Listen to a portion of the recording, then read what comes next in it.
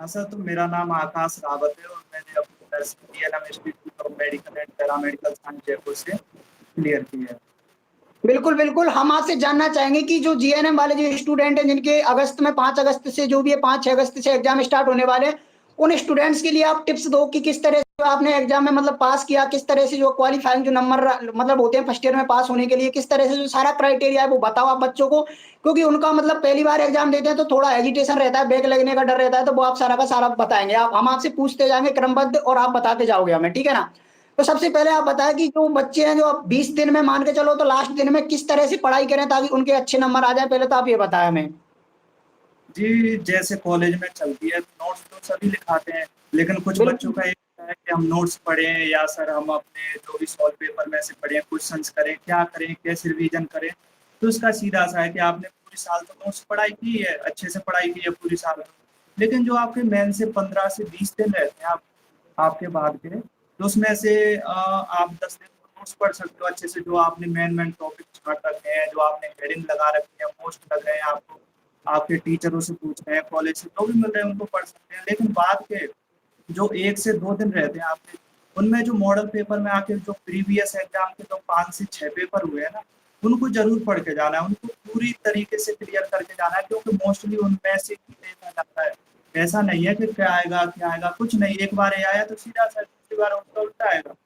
अब जैसे आप हर्ट में देख रहे हो, तो एक बार कार्डियक से साइकिल दे दी तो दूसरी बार डेफिनेटली वो ग्रोथ एनाटॉमी स्ट्रक्चर दे देगा, हार्ट की फंक्शन वगैरह दे देगा, तो ऐसे ही है। बिल्कुल, सब बिल्कुल। तो आप ये बताओ हमें कि जो प्रीवियस ईयर के जैसे आप बता रहे हो 5-6 साल के जो पेपर होते हैं, उनमें से क्वेश्चन मतलब जो पेपर है मेन एग्ज़ाम के अंदर क्वेश्चन आते हैं क्या?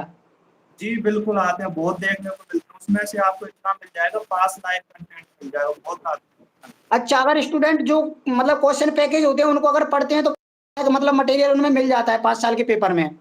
अगर देखो आपने नोट्स नहीं पढ़े हैं, बाद में स्टूडेंट होते हैं कि हमें तो सॉल्व पेपर पढ़ना है, तो सॉल्व पेपर में से इतना मिल जाएगा, हाँ आप क्लियर हो जाओगे, अच्छे से क्लियर हो जाओगे, कोई दिक्कत नहीं है। लेकिन आपको अच्छे नंबर लाने, रैंक के साथ लाने हैं, तो उसके लिए आपको पहले नोट्स पढ़ने पड़ेंगे और सॉल्व पेपर पे आप ज़्यादा ध्यान मत दो, बिल्कुल मत दो। आपको लास्ट में जाके बस 5, 6, 7 जो भी आपके प्रीवियस एग्जाम है, उनको मॉडल पेपर में से पढ़ो और आपके नोट्स पढ़ो मेनली। ये सारे स्टूडेंट्स के लिए बात हो गई। अब बात करते हैं जो स्टूडेंट मतलब एवरेज स्टूडेंट रहते हैं, उनकी मतलब ये ऐसे रहता है कि हमारी तो बस नैया पार हो जाए, फर्स्ट ईयर क्लियर हो जाए। तो उनके लिए आप क्या कहना चाहोगे? जो पास होने लायक जो स्टूडेंट है, उनको क्या पढ़ना चाहिए लास्ट 20 दिनों के अंदर वो बेचारे पास हो जाएँ, ऐसा कुछ उनके लिए? उनके लिए देखो मेनली तो सभी सब्जेक्ट में ऐसे अपने जो भी क्वेश्चन होते हैं छटे हुए रहते हैं, लेकिन आप मॉडल पेपर आपके पास है तो ले आइए और उसमें से पक्का लिख के दे रहा हूँ, आप जो भी आपके प्रीवियस एग्जाम के पेपर है उनको भी आप पढ़ लोगे ना, अच्छे से क्लियर कर लोगे, तो उनमें से आपको पास लायक बिल्कुल कंटेंट मिल जाएगा, पूरा का पूरा मिल जाएगा। और आप देख सकते हो, आप पास टाइम वगैरह है तो मॉडल पेपर देख सकते हो, नोट्स वगैरह नहीं है तो आप बिल्कुल पास हो जाओगे, आपकी मेहनत बिल्कुल ही नहीं है। बिल्कुल सही। बिल्कुल, बिल्कुल। और आप ये बताओ काफ़ी विद्यार्थियों को ये डाउट रहता है कि सर जो कॉपी कितने पेज की आती है और कितने कम से कम उसमें पेज भरने चाहिए हमें? उसके बारे ये में भी आप कॉपी कॉपी सर 40 पेज की आती है। उसमें से सारे बच्चे ऐसे सोचते हैं कि ज़्यादा पेज भरेंगे तो ज़्यादा नंबर मिलेंगे, लेकिन ऐसा कुछ नहीं है। कुछ सब्जेक्ट ऐसी होती हैं जो मैटर करती हैं कि हाँ भाई पेज होने चाहिए उनमें, जैसे कि आपकी फर्स्ट ईयर में साइकोलॉजी, सोशियोलॉजी है, उसमें क्या है कि पेज भरना ज़रूरी है विथ कंटेंट। कंटेंट आपका होना चाहिए लेकिन उसमें पेज भी होने चाहिए। ऐसे नहीं कि आपने 15 पेज भरे हैं, कंटेंट पूरा है तो उसमें इतने नंबर आपको नहीं मिलेंगे, पास लायक मिल जाएंगे लेकिन इतने नहीं मिलेंगे। तो आप उसमें 30 के लगभग 30 से 35 आप पेज पे जाओगे विद कंटेंट के साथ, तो आपको अच्छे उसमें खासे नंबर लिखेंगे। अब जैसे देखो फंडामेंटल ऑफ नर्सिंग है, तो हाँ, हाँ, उसमें इतने बिल्कुल। पेज नहीं होते, आप उसमें 35 पेज भर रहे हो, 40 पेज भर रहे हो, इतना उसमें कंटेंट बिल्कुल नहीं आता है। उसमें अगर आपके 25 से 30 पेज, 28-30 पेज इतने भर रहे हैं तो नॉर्मल है, बहुत सही है। उसमें कंटेंट ज़्यादा मैटर करता है, इतना लिखाई मैटर नहीं। और आप ये भी बताएं जैसे काफ़ी विद्यार्थी ऐसे रहते हैं कि सर हमें पता नहीं है 4 सब्जेक्ट होती है, तो उनमें ऐसी कौन-सी सब्जेक्ट रहती है जिसमें बैक लगने का ज़्यादा डर रहता है स्टूडेंटों को उस पे फोकस किया जाए इन दिनों में, बचे दिनों में? ऐसी हमारी फर्स्ट ईयर में 4 सब्जेक्ट होती हैं, anatomy and physiology, fundamental of nursing, psychology, sociology और आपकी सीएचएस फर्स्ट। तो उसमें सबसे ज़्यादा जो थोड़ी हार्ड रहती है वो उसमें मेनली कंटेंट ही देखा जाता है, उसमें वो है फंडामेंटल ऑफ नर्सिंग। उसमें आपके थोड़े बहुत चांस रहते हैं कि हाँ भाई इसमें बैक लग सकती है, इसमें ज़्यादा कंटेंट चाहिए, इस पे ज़्यादा ध्यान दिए जाते हैं, क्योंकि वो आपकी बेसिक है, नर्सिंग की बेसिक है, तो उसमें थोड़े बहुत ज़्यादा बिल्कुल। और मैं में ज्यादा चांस नहीं है। और जैसे अगर बात की जाए से जो आपका पेपर होता है 75 नंबर का पेपर होता है, तो उसमें जो पासिंग मार्क लाने होते हैं विद्यार्थियों को, वो कितने नंबर लाने होते हैं, जैसे कि वो पास हो जाए उससे? 38 नंबर लाने होते हैं सर, अच्छा, 75 में से। 38 नंबर लाने हैं, 75 में से 38 नंबर लाने होते हैं जब वो जाके पास होते हैं। हाँ सर। अच्छा, अच्छा, अच्छा। तो जैसे कि मान के चलो आप बता रहे हो कि जैसे एनाटॉमी सब्जेक्ट ऐसी है जिसपे ज़्यादा फोकस किया जाए, मतलब जो आखिरी टाइम में जैसे बैक लगने का ज़्यादा डर रहता है इसमें। बिल्कुल एनाटमी में रहता है, बट फंडामेंटल में ज्यादा रहता है। हाँ, हाँ, बिल्कुल फंडामेंटल में और ज़्यादा डर रहता है ना? हाँ जी सर। अच्छा, तो जो अच्छा आपने अभी बताया था कि जैसे कि एवरेज विद्यार्थी हैं तो उनको जैसे वो सॉल्व पेपर पढ़ते हैं तो वो बिल्कुल पास हो जाएँगे, जैसे ईज़िली निकल जाएँगे। बिल्कुल इजीली निकल जाए, उनको कोई भी दिक्कत नहीं आएगी, पूरा का पूरा पेपर मॉडल पेपर में से आता है, बिल्कुल निकल जाए, कोई दिक्कत नहीं। क्योंकि आप बता रहे हो जिस वीडियो को हज़ारों स्टूडेंट देखेंगे तो उनको भी यहाँ पर एक सही गाइडेंस जाएगी और उनको भी पता चलेगा कि हाँ, कुछ मतलब फर्स्ट ईयर के अंदर ऐसा क्या कंटेंट लिखा जाए कॉपी के अंदर, जिससे मतलब अब मान के चलो बहुत से विद्यार्थी ऐसे होते हैं वो कुछ भी पढ़ के नहीं जाते हैं, तो उनको क्या करना चाहिए? जैसे मान के चलो कोई विद्यार्थी है बहुत कम पढ़ाई करते हैं, लास्ट 10 दिनों में पढ़ते हैं, तो वो कॉपी के अंदर ऐसा क्या लिखें जिससे वो पास हो जाएँ, रिलेटेड लिखें या कुछ मतलब बहुत से विद्यार्थी ऐसी कॉपी भर के आते हैं, तो उनके बारे में आप क्या कहना चाहेंगे? देखो सर, हमारा पेपर 75 नंबर का होता है। उनमें से जो शुरू का 15 नंबर का कंटेंट रहता है, अपना ऑब्जेक्टिव वगैरह, फिल द ब्लैंक्स वगैरह, मैथ वगैरह ऐसे क्वेश्चन आते हैं 3 से 4। उनमें 15 नंबर का कंटेंट रहता है, तो आपको जैसे ही आप एग्जाम हॉल में बैठ रहे हो, आपने ज़्यादा कुछ नहीं पढ़ा है, इतना कुछ नहीं आता है एवरेज, तो सबसे पहले मतलब फर्स्ट पेज में और सेकंड पेज में आप पहले से 4 नंबर की जो भी क्वेश्चन है उनको डाल के छोड़ दीजिए एक साइड। उनको शुरू में बिल्कुल मत करो, क्योंकि उनमें से आपको 2-4 आएंगे और नहीं आएंगे तो छोटे एक एक नंबर के, तो आपको टेंशन हो जाएगी और वैसे कोई मतलब नहीं है। उन्हें लास्ट में देखना है, पहले हमें स्टार्ट करना है। 6-6 नंबर के 6 क्वेश्चन आते हैं, उनमें से 5 करने होते हैं आपको, तो उनमें से हर एक स्टूडेंट को 2 या 3 या 1 क्वेश्चन तो बिल्कुल बहुत अच्छा तरीके से आता है। तो उनमें से सबसे पहले उस क्वेश्चन नंबर जो भी 6, 7, 8 नंबर है उनमें से डाल के उसको अच्छे से क्लियर करना है। ऐसा क्वेश्चन करना है जो आपको बहुत अच्छे से आता है, ताकि एग्जामिनर स्टूडेंट चेक करे तो उस पर भी इफेक्ट पड़े कि हाँ भाई बंदे ने कुछ लिखा है। फिर उसके बाद अगर आपको धीरे-धीरे ऐसे मान लो कि नहीं आ रहे हैं, 2-3 क्वेश्चन अच्छे से आए, वो कर दिया आपने 6-6 नंबर, फिर तुम्हें डायरेक्ट 15 नंबर का क्वेश्चन उठाना है। लास्ट के जो 15-15 30 नंबर का, अगर आपको उसमें लास्ट में छोड़ दोगे कि हम तो लास्ट में करेंगे, लास्ट में टाइम नहीं बचा, तो सीधा 15-30 नंबर का लॉस हो जाएगा। इसलिए आपको सबसे पहले तो 6 नंबर का जो अच्छे से आपको क्लियर करने हैं, उसके बाद आपको 15 नंबर का क्वेश्चन लेना है। वो अच्छे से करके 15-15 नंबर के बाद में 6 नंबर के करो, लास्ट में जाके जैसे 15 नंबर का शुरू में वो रहता है आपका, वो तो एक दूसरे से छोटा-मोटा हिंट विंट दी जाती है, और मतलब वो 15 नंबर का उधर से 10 नंबर 15 नंबर अच्छे से क्लियर हो जाएगा। इधर आपने ये कर दिया, 15 नंबर के आपने क्वेश्चन छोड़े नहीं, तो उनमें से आपका बहुत अच्छे से क्लियर हो जाएगा, तो हो जाएगा, कोई दिक्कत फिर आती नहीं है फिर ऐसे।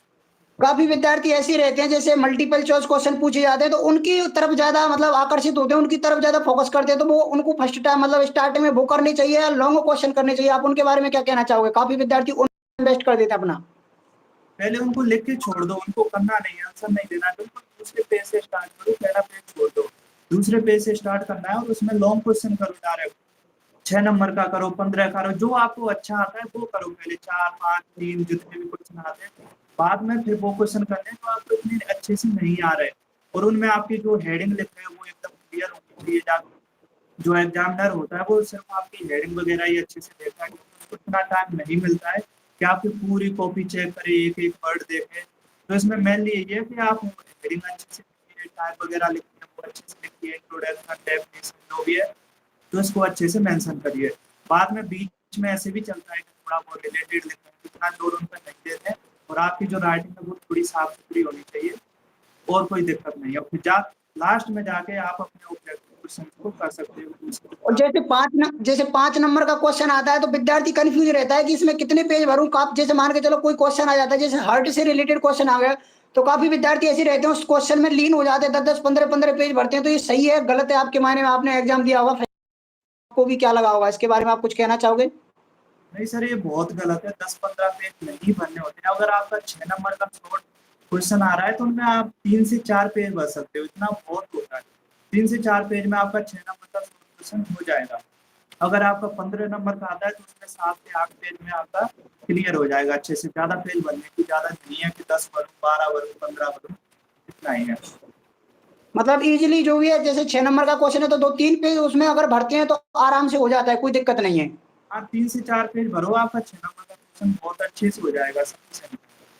तो काफ़ी विद्यार्थी मतलब पेज ज़्यादा भरते हैं तो उसका कोई मतलब नहीं निकलता है, वो नंबर भी नहीं देता है, फिर एग्ज़ामिनर उतने ही नंबर देता है जितने उसको मतलब मिलेंगे उस क्वेश्चन के लिए। नहीं, आपने 6 नंबर का क्वेश्चन है, उसमें 7-8 पेज भर दिए, 12 भर दिए, तो उसका कोई मतलब नहीं है। वो खुद ही देख के और उसको गलत करके थोड़ा बहुत देखेगा शुरू में, और आपने 7-8 मतलब इतने 6 नंबर के क्वेश्चन में शॉर्ट नोट्स में 12 पेज भरे, सीधी-सी बात है, इतना उसने पूछा ही नहीं है। उसने तो 3 से 4 पेज का मैटर पूछा था, इतनी ज़्यादा भर रहे हो तो कहीं न कहीं आप ज़्यादा ही दिखाना चाह रहे हो। तो एग्ज़ामिनर देखेगा, थोड़ा बहुत देखेगा, रामायण लिखनी पड़ेगी तो सारा क्रॉस करके आगे बढ़ जाता है। तो काफ़ी विद्यार्थी ऐसे रहते हैं, वो कमेंट करते हैं, काफ़ी विद्यार्थी बोल रहे थे कि सर जो एग्ज़ाम रहता है, वो जैसे मान के चलो इंग्लिश मीडियम के स्टूडेंट रहते हैं, तो वो बोलते हैं सर हम अगर इंग्लिश में देना चाहें तो वो दे सकते हैं क्या एग्ज़ाम जो जीएनएम का? बिल्कुल, जो इंग्लिश मीडियम के हैं वो इंग्लिश में दे सकते हैं, हिंदी मीडियम के हिंदी मीडियम में दे सकते हैं, और जो भी ऐसे रहते हैं कि इंग्लिश टर्म भी यूज करते हैं, कंबाइंड लिखते हैं, तो कंबाइंड भी लिख सकते हैं। मैंने भी कंबाइंड लिखा था, तो उसका 80% मैंने इंग्लिश लिखी थी और 20% छोटा बहुत मैंने हिंदी लिखी थी, कंबाइंड लिखा था। अच्छा, अच्छा मतलब अगर दोनों लैंग्वेज बोथ लैंग्वेज बाइलिंगुअल अगर लिखते हैं तो उनको अच्छे नंबर मिल जाते हैं, कोई दिक्कत वाली बात नहीं है। बिल्कुल, अच्छे नंबर मिलते हैं, बहुत फ़र्क पड़ता है, एग्ज़ामिनर चेक करता है, उसको इंग्लिश के वर्ड मिलते हैं, टर्म मिलती है अच्छी, तो वो देख के इम्प्रेस हो जाता है और आपके अच्छे नंबर देता है। हाँ, हाँ, तो यही जो विद्यार्थी है वो बोल रहे थे कि सर हमें बताओ इसके रिगार्डिंग, तो आपने जो भी बातें बताई है वो स्टूडेंट्स के लिए बहुत ही मतलब बेनिफिट साबित होंगी, क्योंकि उनका जो एग्ज़ाम है वो आने वाला है और काफ़ी विद्यार्थी कमेंट भी कर रहे थे। तो आपने जो भी बातें बताई हैं सारी की सारी बातें बिल्कुल, क्योंकि आपने एग्ज़ाम दिया है तो आपको सारी की चीज़ें पता है, किस तरह से एग्ज़ाम हॉल में बैठते हैं, किस तरह से क्या है, तो वो आपने सारी बातें बताई हैं। इस वीडियो को काफ़ी विद्यार्थी देखेंगे। तो आकाश रावत जी आपका बहुत-बहुत धन्यवाद। ये इम्पोर्टेंट जो इन्फॉर्मेशन है वो स्टूडेंटों को शेयर करने के लिए, क्योंकि इससे काफ़ी ज़्यादा स्टूडेंट्स को हेल्प मिलेगी और उनके जो भी है एग्ज़ाम में अच्छे नंबर गेन कर सकते हैं। आपका लाइव सेशन में जुड़ने के लिए बहुत-बहुत धन्यवाद। Thank you sir, thank you. ठीक।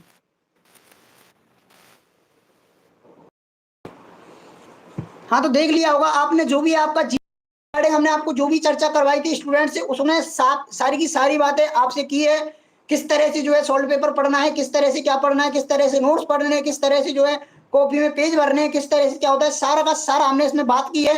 और इम्पोर्टेंट वीडियो आपको होने वाला है, तो सभी विद्यार्थी अच्छा रेस्पॉन्स दें, अच्छा फीडबैक दें इस वीडियो में, और लाइक जरूर करके जाएं और चैनल को सब्सक्राइब करें। अब ऐसी ही वीडियो आपको हर रोज आती रहेंगी। हम खुद अब आपको वीडियो लाते रहेंगे, उनमें टिप्स और बताते रहेंगे किस तरह से जो है एग्जाम में अच्छे नंबर लाएँ, किस तरह से क्या करें, किस तरह से क्या नहीं करें, तो उन सारी की चीज़ों के रिगार्डिंग हम आपको इम्पोर्टेंट वीडियो लाते रहेंगे। बाकी आप चैनल पर बने रहें, जब तक के लिए धन्यवाद। Thanks for watching, take care, bye bye.